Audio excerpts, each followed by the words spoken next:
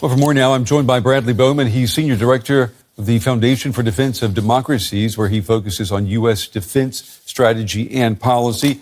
Brad, it's good to see you again. The UK's Prime Minister has called Ukraine's support of a 30-day ceasefire an important moment for peace in Ukraine. Do you agree? Thanks for the opportunity to join you again. I think a 30-day ceasefire would at least stop temporarily the extraordinary suffering of the brave Ukrainian people who've been defending themselves. But we should have no illusions.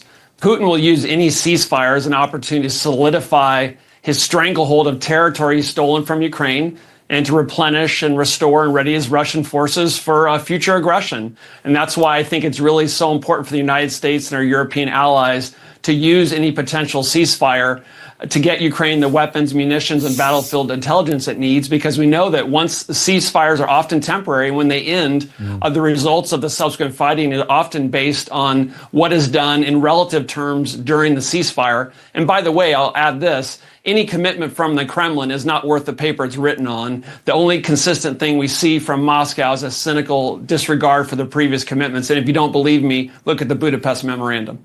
Yeah, that's a very good point. Let me pick up on what you were talking about, what can be done during a ceasefire. I mean, what do you think realistically can be achieved if we're looking at 30 days of no fighting? 30 days is, I take your implicit point, is not a long time, but we saw the Trump administration suspend weapons deliveries and the provision of battlefield intelligence. That was a horrible mistake that punished the invaded and helped the invader. And so I'm really glad that that has ended. So we can start to have weapons, American weapons, flowing again to Ukraine and the provision of intelligence. And that will make life harder for the invaders and help the Ukrainians. And so I think that's very positive. But the bottom line is Europe has received a wake-up call, not the way I would have wanted it, but it's a wake-up call. And they really need to get busy on defense spending, their defense industrial base, and building their arsenals so that they can pick up the slack if the United States doesn't see its own interests clearly and proceeds with some of these Trump administration policies. Yeah, speaking of U.S. interests, let me ask you about what the U.S. Secretary of State Marco Rubio said yesterday. He said that the ball is now in Russia's court when it comes to peace and end to this war. Hasn't it always been in Russia's court? Yes. When your neighbor is enduring a home invasion, you help the homeowner and you oppose the home invader.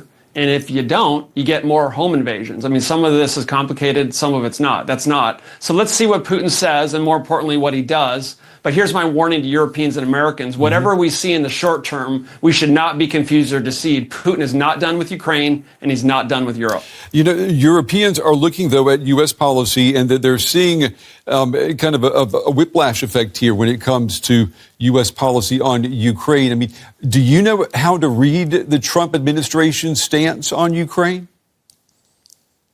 I don't have a degree in psychology, so I'm not going to try to get into President Trump's mind. But I would say that, when in doubt, look at what he's saying. He's saying he wants the war to end. I agree. The suffering has been horrific because of this war of choice that Vladimir Putin started. Let there be no confusion on that.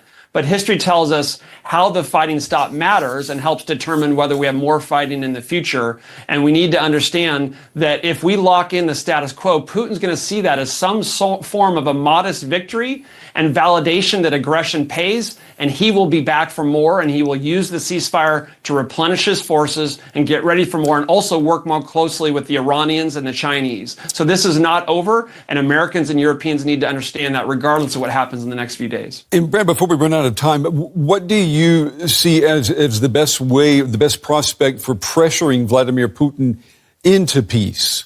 Is that possible? I think the best prospect is to stop making preemptive concessions. I mean, we've basically, whatever the motive, has been going down and clicking off one by one Vladimir Putin's wish list. No NATO membership for Ukraine. What a mistake to offer that preemptively. No Article 5 coverage for European peacekeepers. It just goes on and on and on. So I'd say stop hurting the homeowner and start focusing on pressuring and coercing the home invader. Let's start there.